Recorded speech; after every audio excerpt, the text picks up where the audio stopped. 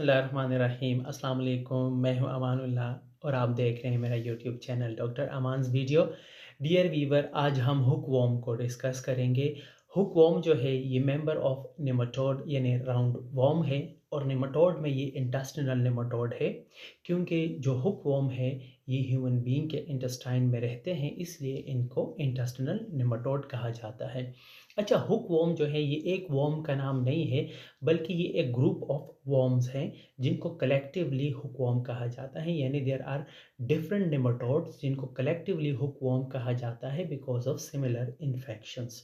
तो आज के इस लेक्चर में हम पहले उन ग्रुप ऑफ हुकवॉर्म का थोड़ा सा इंट्रोडक्शन करेंगे, फिर जो इम्पोर्टेंट हुकवॉर्म है जो ह्यूमन बीइंग में डिजीज़ कॉज करते हैं उनको डिस्कस करेंगे, उनकी ट्रांसमिशन को डिस्कस करेंगे, फिर उनके लाइफ साइकिल को डिस्कस करेंगे, उसके बाद उनकी क्लिनिकल मैनिफेस्टेशन या क्लिनिकल प्रेजेंटेशन डिस्कस करेंगे। फाइनली हम लेबोरेटरी डायग्नोसिस डिस्कस करने के बाद अपना लेक्चर जो है वो कंप्लीट कर लेंगे। और ये आज का जो हमारा लेक्चर है ये पावर पॉइंट प्रेजेंटेशन पे है, तो चलते हैं अपने स्लाइड की जानिब और शुरू करते हैं। अच्छा, पहली स्लाइड पे ये जो आपको पिक्चर नज़र आ रही है ये हुक वॉर्म की है। जो है हुक वॉर्म जो है वो ह्यूमन इंटेस्टाइन के साथ अटैच हुए हैं। तो ये इस तरह ये राउंड वॉर्म है और ये इंटेस्टाइन के साथ अटैच हुए हैं।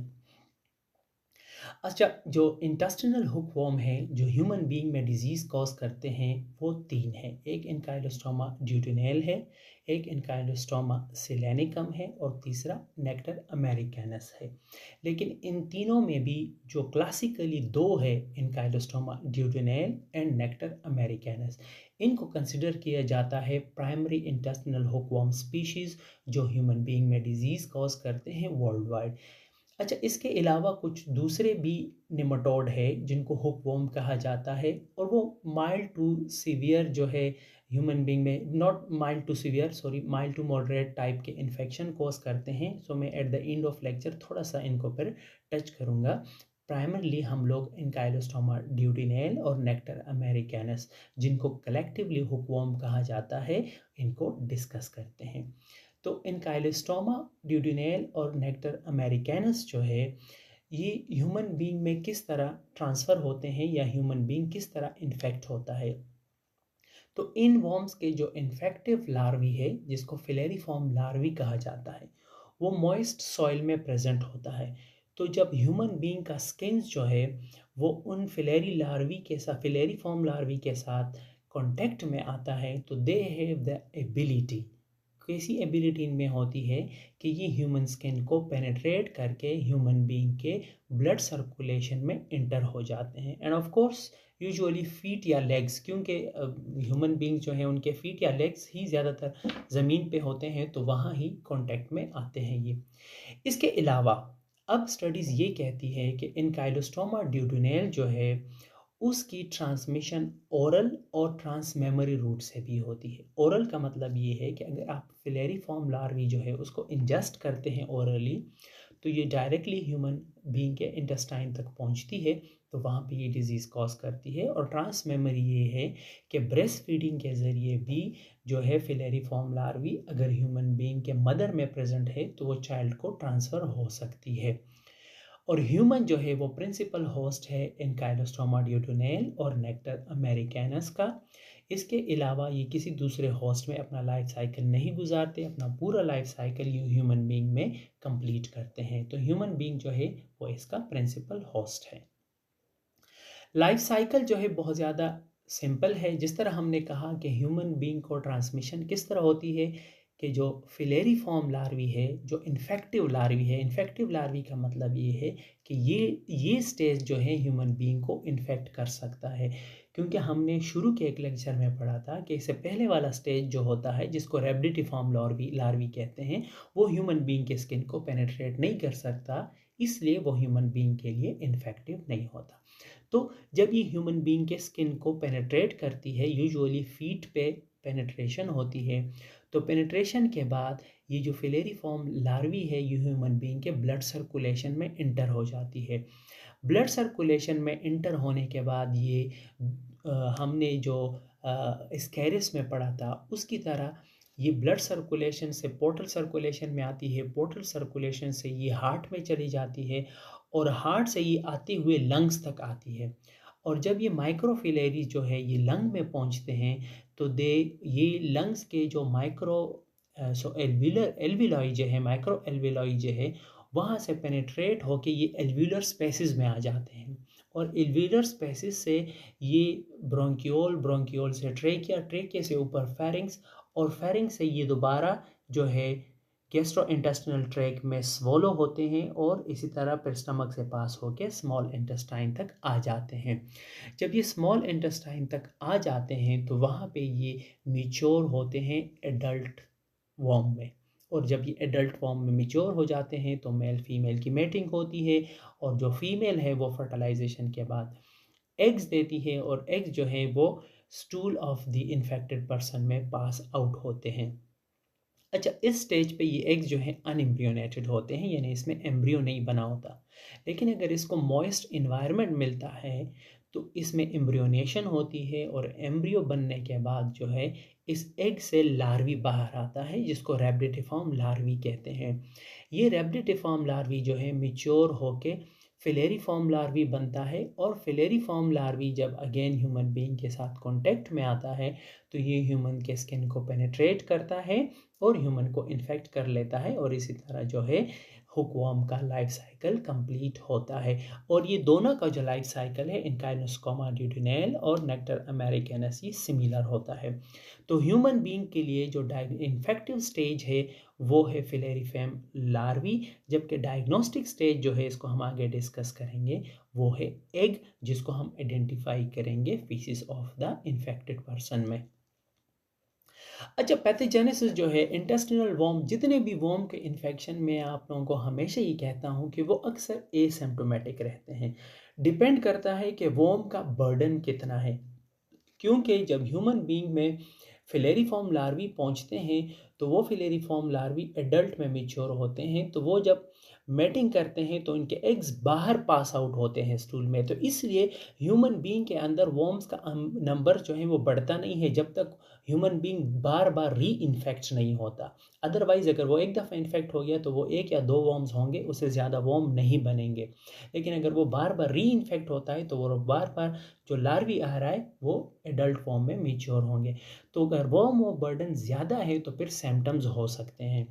और हुक वॉर्म में जो सबसे ख़तरनाक वाले सिम्टम्स हैं वो क्या है कि attachment of the hook to the intestinal hook worm to the intestinal wall में stimulate abdominal pain, nausea, anorexia. ये जो गैस्ट्रो इंटेस्टिनल सिम्टम्स है क्लासिकल ये तो होंगे, लेकिन इसके अलावा हुक वर्म जो है वो ह्यूमन बीइंग के ब्लड पे फीड करता है, यानी ह्यूमन बीइंग का जो खून है वो पीता है और उसके साथ साथ जितना पीता है इससे ज़्यादा ये वेस्ट करता है, इसलिए इसको फूड वेस्टर कहते हैं कि ह्यूमन बीइंग का ब्लड वेस्ट हो रहा होता है, यानी कि खून बह रहा होता है इंटेस्टाइन से। तो अगर वॉर्म बहुत ज़्यादा है, जैसे फॉर एग्जांपल 100 वॉर्म्स है, 200 वॉर्म्स है किसी के इंटेस्टाइन में, तो एक साथ पर वॉर्म जो है वो ऑलमोस्ट 1 ml ब्लड ज़ाया करते हैं इन 24 आवर। तो कितना ज़्यादा ब्लड लॉस होगा जिसकी वजह से जो है आयरन डिफिशियंसी एनीमिया होता है by blood loss of course at the site of intestinal attachment, ठीक है। और ये हैवी इन्फेक्शंस में होता है। दूसरे क्लिनिकल मैनिफेस्टेशन क्या हो सकते हैं कि आर्टिकेरियल डर्मल रिएक्शंस होता है जिसको ग्राउंड एज कहते हैं। ये तब होता है जब फिलेरिफॉर्म लार्वी जो है स्किन से पेनेट्रेट करता है तो उस at the site of penetration पे डर्मल रिएक्शन होता है जिसको ग्राउंड इच कहते हैं, ठीक है। और दूसरा रिस्पायरेटरी इन्वॉल्वमेंट भी हो सकते हैं, कुछ रिस्पायरेटरी सिम्टम्स भी डेवलप हो सकते हैं। वो कब? अगर लार्वी बहुत ज़्यादा है और वो जो है लंग से पास हो रहे हैं और लंग्स के एल्विलॉय से पेनेट्रेट करके एल्वुलर स्पेसिस में आ रहे हैं, तो अगर लार्वी बहुत ज़्यादा है तो जाहिर है वो लंग को डैमेज करेंगे जिसकी वजह से इम्यून रिस्पॉन्ड क्रिएट होगा और फिर वो पल्मोनरी सिम्टम्स होंगे, कफ होगा, निमोनिया लाइक सिम्टम्स होंगे और उसके साथ साथ इसिनोफीलिया होगा, क्योंकि इसिनोफिल जो है वो फ्रंट लाइन रोल प्ले करते हैं अगेंस्ट वॉर्म इन्फेक्शन।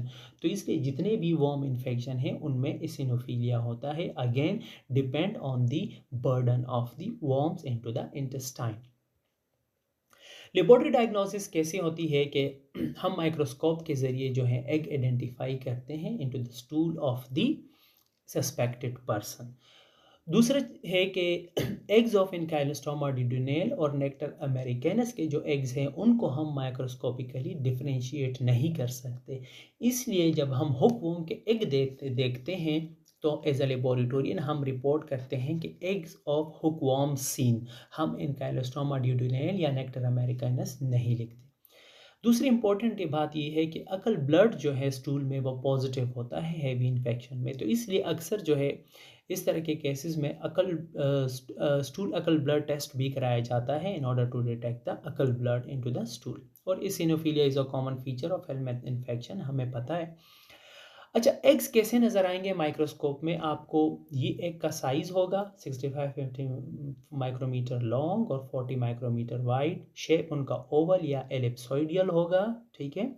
इसके अलावा थिन शेल होगा, ये आप देख रहे हैं थिन शेल है। और इसके अलावा colourless with greyish cell 4 to 8 cell stage, यानी कि ये जो है ये ग्रेइश होगा और इसके अंदर जो ये सेल आपको नज़र आ रहे हैं ना, ये 4 to 8 हो गया, अब इसमें 4 है, ठीक है ना।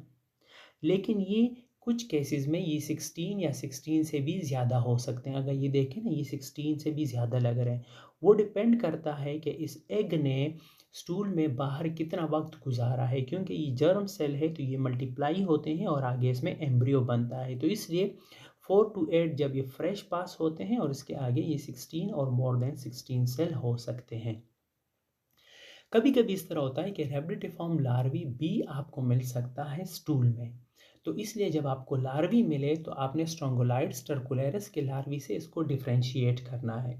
और सबसे आसान काम ये है कि आप ये देखें कि स्टूल का स्पेसिमन जो है वो फ्रेश है या ओल्ड है, क्योंकि हुकवॉर्म के एग से रेब्डिटिफॉर्म लार्वी को बाहर आने के लिए एटलीस्ट 10 to 12 आवर चाहिए। तो अगर इतना ओल्ड स्टूल है तो फिर आप सोचें कि ये जो लार्वी है ये हुकवाम का भी हो सकता है।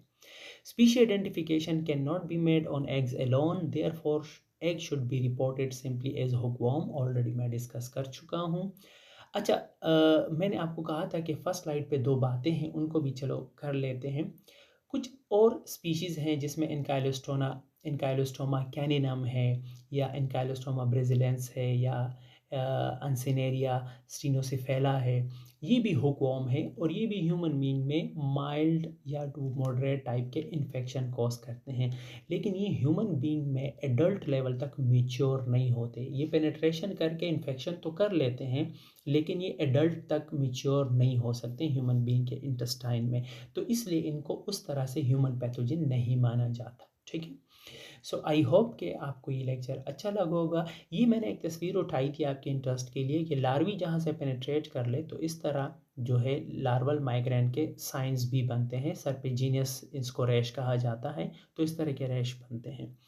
अगर आपका कोई क्वेश्चन या सजेशन है you can write me on this email. अगर आपको हमारे लेक्चर अच्छे लग रहे हैं तो मैं आपको रिक्वेस्ट करूँगा कि प्लीज़ मेरे चैनल को सब्सक्राइब करें, बेल आइकन को भी हिट करें ताकि हमारे आने वाली वीडियोस आपको बर वक्त मिलती रहें।